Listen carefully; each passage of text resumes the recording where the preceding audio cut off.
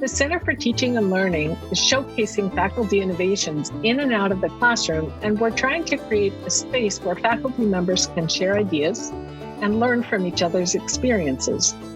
This is one of a series of informal conversations where we ask the faculty member to describe and demonstrate their innovative practices. Today, we're speaking with Colleen Kirk, Associate Professor in Management and Marketing Studies in the School of Management. Colleen started at New York Tech in fall 2016. Before joining New York Tech, she was an assistant professor of marketing at Mount St. Mary College in Newburgh. She moved to New York Tech, really, to join an AACSB accredited school that was more research-oriented. Colleen's taught most of the marketing courses we offer here. Most often, she teaches in the MBA program, marketing research, consumer behavior, and new product marketing. She has a professional background in marketing in the technology industry. Colleen loves involving students in her research, and she does so as much as possible. She studies consumer behavior and focuses especially on how consumers develop psychological ownership of products and its implications. Welcome, Colleen. Thanks, Fran. So glad to be here. Thank you so much. Quite an honor to be here, and I appreciate the opportunity. Which courses are your favorite ones to teach? What's your absolute favorite course to teach? Well, I enjoy teaching really almost every course. Okay, my students might know that, but marketing research is probably my very favorite, and I'll tell you why. So a number of years ago, a colleague at another institution told me not to teach marketing research before I got tenure because the students find the course so difficult. And he's a superb teacher. He's quite remarkable and has been helped me a lot. But at the same time, he told me that he found it to be his most rewarding course to teach because students tell him it has the greatest impact on their ability to find a job after they graduate. And so this has been my experience also. Students find it really demanding. It's a hard course. And but many students have come back to me after the class is over to tell me that they got their job or their internship because of this class.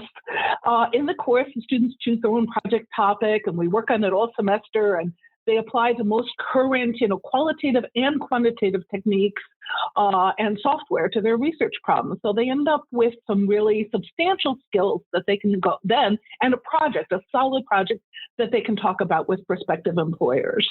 And I think that's why they come back to me and say those kind of things. And that's why it's rewarding to me.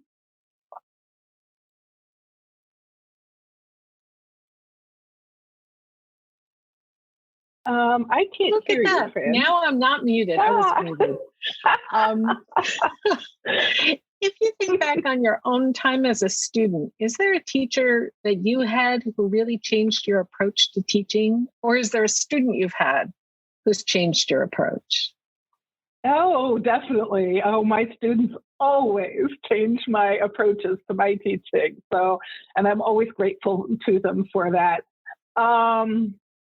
So my colleagues also, have been influential in helping me through the years, including the fantastic teachers we have here at New York Tech. And before I really answer this, I'm going to give you a specific example, okay? But before I answer this, I also want to say how much I have appreciated the Center for Teaching and Learning. We didn't have one at my prior institution, and it is a remarkable asset at our college. And so I just want to, give you a shout out for that. I can be happy to talk about, the many things, okay? But I think I'll focus and I'm happy to talk about those at another time, the many ways that the Center for Teaching and Learning helps me. But I'll give you a specific example of a student who was instrumental in changing my approach to teaching, because that's what you really asked for. So it was actually at a prior institution, okay? It was my very first semester as a full-time faculty member at my prior institution, which was a liberal arts college. And I was teaching the freshman Introduction to Marketing class. And I had 40 students in the class, and there was a small group of students in the class that was intent on disrupting the class at every opportunity. They must have known I was vulnerable as a first-time, full-time faculty member. And I felt like I was doing more crowd control than teaching. And my course evaluations at the end of the semester were not very good. It was quite striking and upsetting, as you can probably imagine. So after that, I read all I could about the situation. I knew that it had a lot to do with this, my challenges in trying to control the class. And so so I did a lot of reading, and the next semester I implemented a new technique I learned about establishing a psychological contract on the very first day of class. And as a side note, I'm now studying psychological contracts in my research with consumers. But anyway, that's a different thing. But I'd be happy to share the technique in more. Sorry, go ahead. What is a psychological contract? Okay, well, if we have a moment, I'll tell you the actual technique, okay, in summary. And I'm happy to provide anybody any more details if anybody wants, okay? But it had a big impact on my future teaching of freshman courses. And so what it is the first day of class, you start out with two questions. Before I even go through the syllabus, I go through this exercise for about 20 or 30 minutes with the students on the very first day of class, and only for freshmen. Okay, you don't need it for MBA students, obviously, or upperclassmen even. But I say to them, I put up on the board, okay, or in PowerPoint or chat or whatever it is you're using, and I say, what makes a good teacher or a good professor? And so the students come down, they're all excited, right? Oh, why they're being, asked their opinion, and come up with things like, they're prepared, and they're empathetic, and they come up with these lists of things that they think are brilliant teacher. And then I put a second column and I say, what makes a good student? And we go through the same thing. And lo and behold, we find there's an enormous, almost exclusive, entire overlap between the two columns. And so then they come to see that I tell them, my contract with you is that I will do my very best to be the best teacher for you I can be. And I ask you to do the same. And, and then it has always worked, and I stick to it. And because we have this contract up front, the students respond better to me, but I also feel much more comfortable and confident in asking a student to leave the class if need be. So, yeah. Nice. Thank you. I hope that's helpful. It is. I'd like to, should I say pivot? I'd like to steer the conversation to what happened a little over a year ago. So how did you feel back in March 2020 when, on a dime, we had to switch to remote teaching? And I should actually, before I even ask you that question, I just want to point out, in case some of the people in this conversation are not aware, Colleen actually had piloted teaching on Zoom a year before, 2 years before. Yeah, about a year before. Mm-hmm. Yep. So I'm just going to stop there and turn it over to you. Yeah, well, that's exactly it, Fran. It was that working with Noreen and Fran, I had piloted a Zoom class a year before, and I was thinking to myself, wow, New York Tech is really advanced, which we were, right? We were one of the first institutions in the country to start teaching in Zoom, so we were way ahead of the game. Enormously. I'm sure all of our faculty members realize that they have people, colleagues at other institutions, how lost our colleagues at other institutions were, whereas we were way ahead of the game as an institution.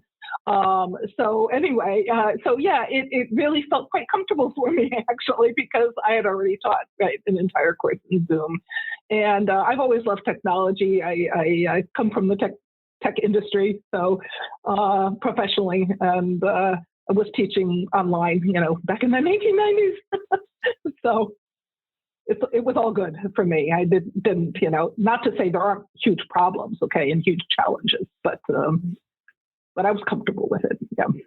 One of the things I remember was you switched to teaching on Zoom what would otherwise have been a class in the distance learning video conferencing classrooms. Yes. Right. So yes. you went from having some students in the room with you and others on a screen far, far away to having everyone on Zoom. And I remember so clearly a conversation with you where you were talking about how much more equitable it was to have everyone, yourself included, in the same size box on the screen at about the same distance.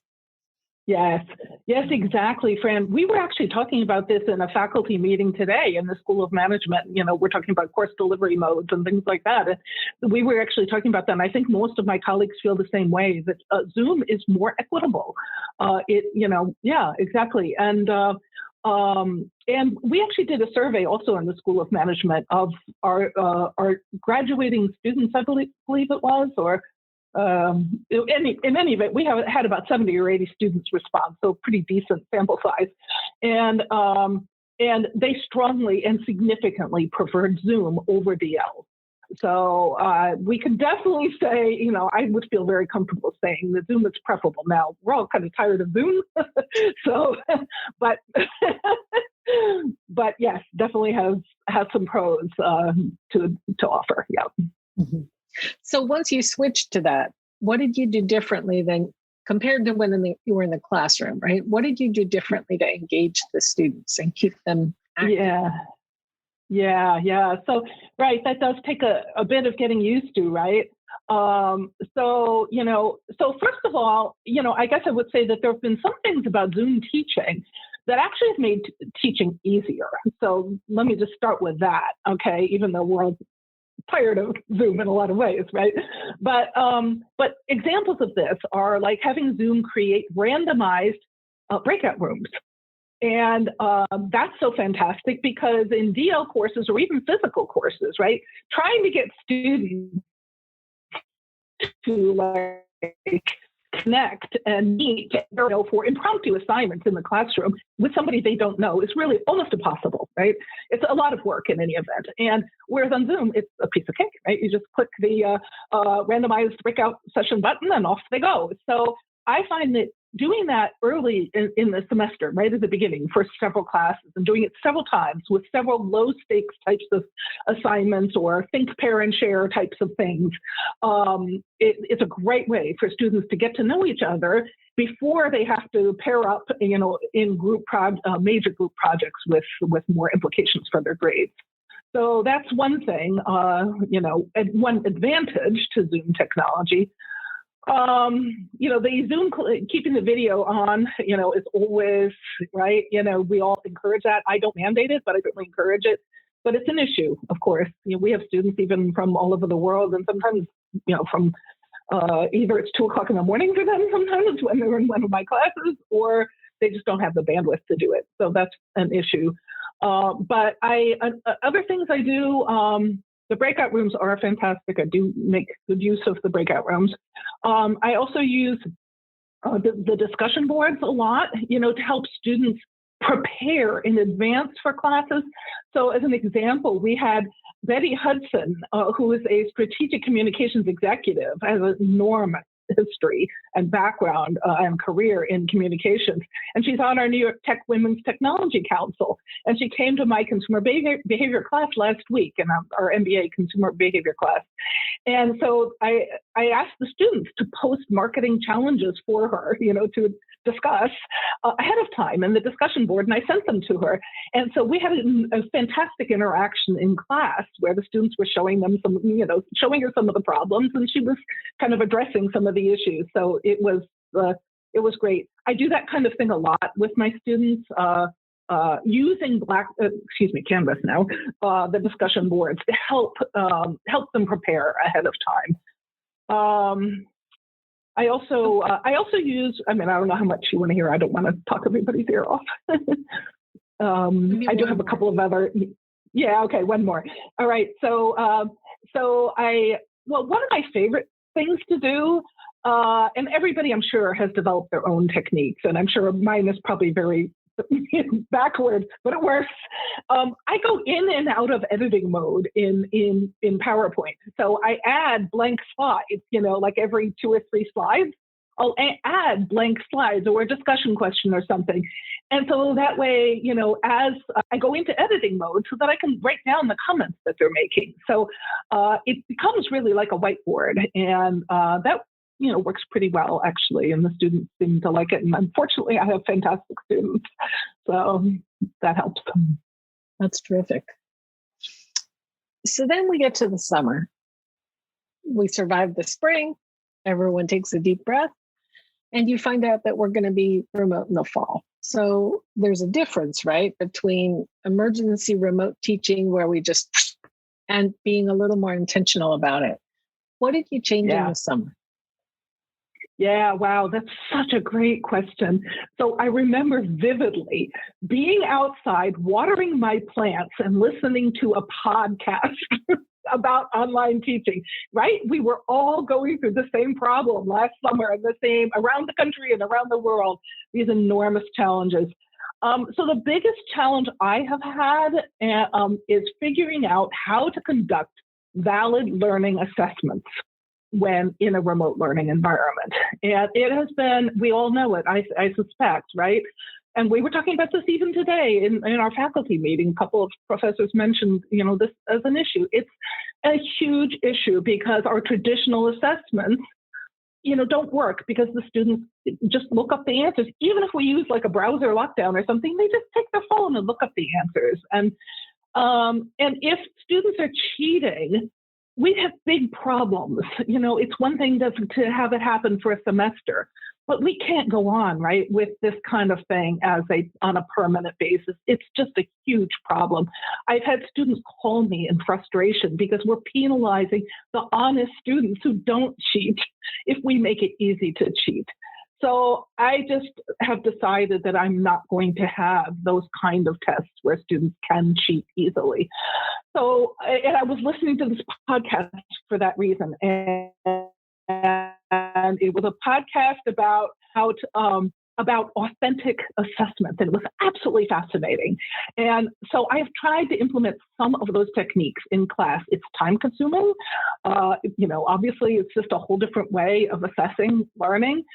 But there's a lot to be said for it because the exams become a learning process rather than just an assessment. So that's an advantage too.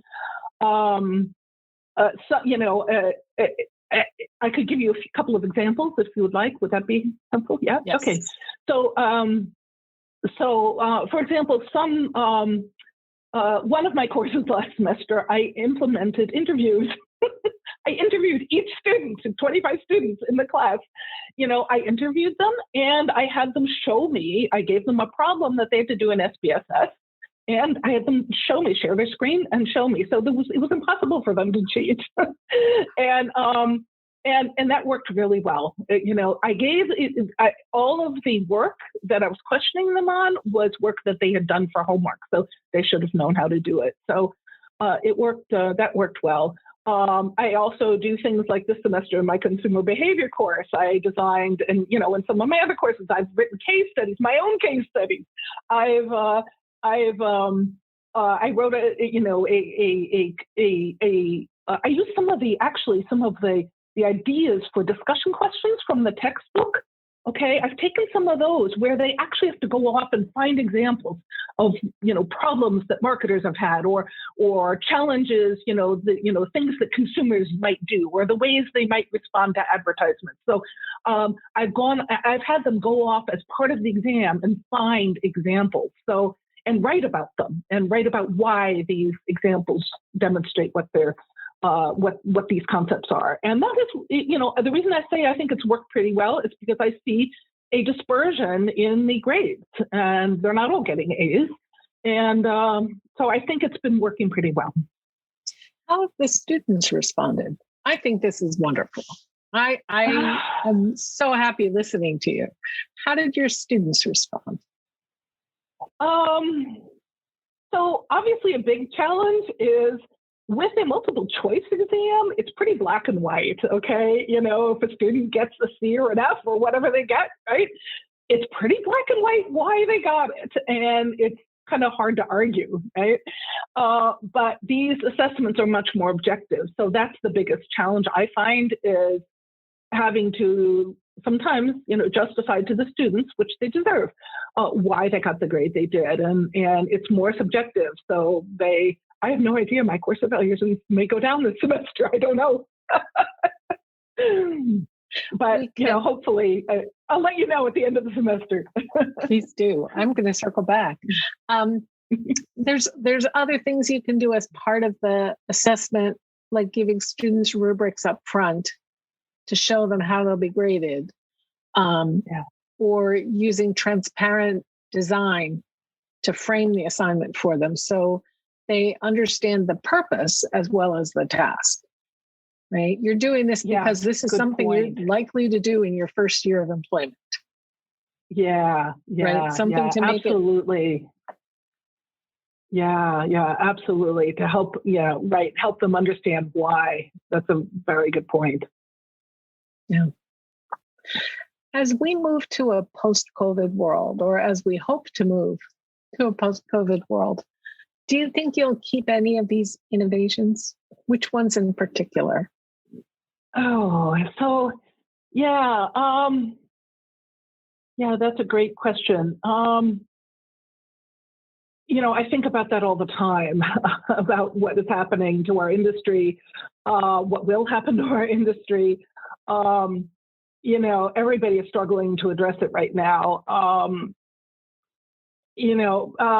Provost Gonzalez recommended a book to some of us who were on the task force for online and continuing education, the advisory committee. And it's called Failure to Disrupt by Justin Reich at Harvard. And he documents decades of research that have shown that in spite of the huge promises of digital technologies, pedagogical improvements have been incremental. Not instantly transformative like, many people had predicted. So he also shows that the students who benefit the most from online learning are those who are already the most educated. So I think that some of these things are going to be huge, continue to be huge challenges for higher education. The only good thing I can say is that hopefully it means we still have jobs for a long period of time and it won't become too disruptive. But, so in answer to your, so that's a general thought, okay? In answer to your more specific question about what will I keep, I do think that, we were one of the interesting things before the pandemic. One of the interesting trends was a move towards the flipped classroom, and so that's something that I think was happening already. And I think in a lot of ways, through the pandemic, through digital learning, we can take advantage of that by, recording snippets of lectures ahead of time, or, having students prepare on digital discussion boards and things like that ahead of time. So those are the kinds of things that I think, will probably stick around, is those kind of, flipped, an accelerated move towards flipped learning. What about your authentic assessments? Oh, the authentic assessments. Oh my gosh, I have to think about that. Probably some of them. Yes, it's a much better way to do it, right? Yeah, because, it's authentic because it's authentic to the workplace. Yeah. Yes.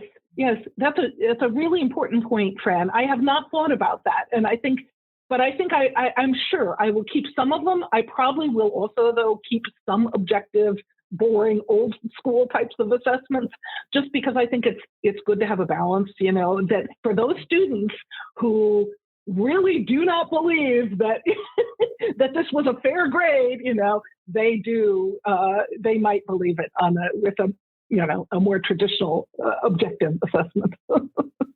So probably a mix. Anyone have any questions? Would anybody like to jump into the conversation? I'd just like to thank you guys.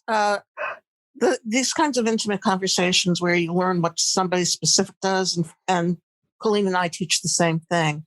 It's nice to hear what either an echo of what I do or something new that I can fold into my repertoire. So it's while this was a very short period of time, it's a very useful one. So thank you. Thank you. Thanks for listening, Ellie.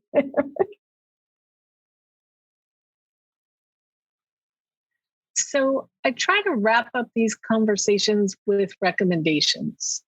Is there a particular app or technology or tool that you think makes your teaching better or easier or improves student learning or streamlines preparation?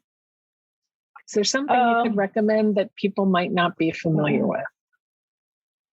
So I don't know how innovative this is, but this is something that. But yes, I can tell you about something that that has made a difference. I think to me in my teaching. So a few years ago, here at New York Tech, a student wrote in one of my course evaluations that they believed I favored students who I had known from previous classes. And, I teach often. I have the same students in multiple classes, which of course, I always enjoy because I get to know them. But that to me was, not a comfortable feeling, and it made me, I was pretty unhappy to read that, and was stunned really. And we all like to believe that we'd never be biased in any of our assessments of students, or that we're biased at all in our lives, right? In general.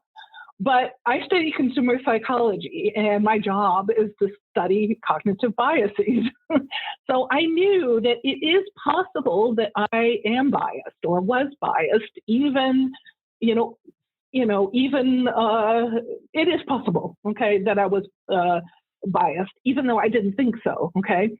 But also in marketing, we say that it doesn't matter what the marketer thinks. What matters is the consumer's perception of reality that influences their judgment. So it doesn't matter what I thought or if I was biased or not. What mattered was that the student thought that I was biased. So after that, I thought about it, okay, and I had decided I looked into anonymous grading in Blackboard at the time and now Canvas. So, now I have implemented, since that time, I have implemented that in as much as possible with every assignment I possibly can. So exams, whatever they're submitting, everything that gets submitted, can be submitted online, gets graded anonymously. So, and that way, I know when I'm grading that I'm not biased, okay? And the students know that I'm not biased. So they submit their work with no name on it, and the grades are not revealed to me or to the students until all of the grading is done. And then the grade gets matched up with the student. And so that way, no, that's it.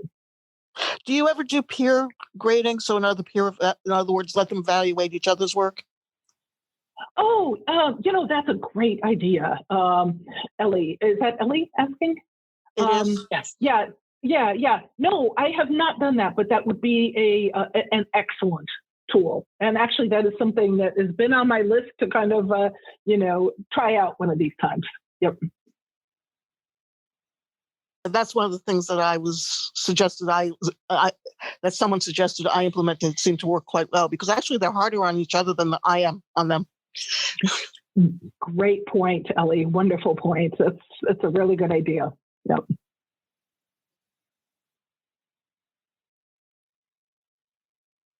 Is there anything I should have asked you that I haven't? I don't think so. I just, want to say how grateful I am to all of my fellow faculty members at New York Tech. I learned so much from all of you. Okay. And, some of these things that I've attended, John Lizak, I've got to give him a call out because he's so amazing, right? Some of the way he uses technology in his courses. My colleagues in the School of Management, Deborah was using Zoom for teaching on a snow day, before all of us. and so we just have a great group of faculty and a fantastic Center for Teaching and Learning. And I also want to give a call out to Amy Bravo because she participated in your workshop at the Center for Teaching and Learning, a few years ago that I attended, and I learned an enormous amount from that workshop and from Amy, who was was in my group and helping us all out quite a bit. So really, that's all. Amy is pretty phenomenal. Yes, indeed. Colleen, I can't thank you enough for spending time with us today and sharing some of your practices. Totally a privilege. I'm going to circle back to you and keep talking with you, I know. And great. All of our participants, thank you so much for joining us today. We've been speaking with Colleen Kirk, Associate Professor in Management and Marketing Studies in the School of Management, as part of the Great Teaching Series. This conversation's been recorded, and we will make it available on the Center for Teaching and Learning webpage, nyit.edu/CTL. If you'd like to be featured in the Great Teaching Series, please email the Center for Teaching and Learning at ctl@nyit.edu, or better yet, please fill out the form at bit.ly/great-teaching. Thank you so much.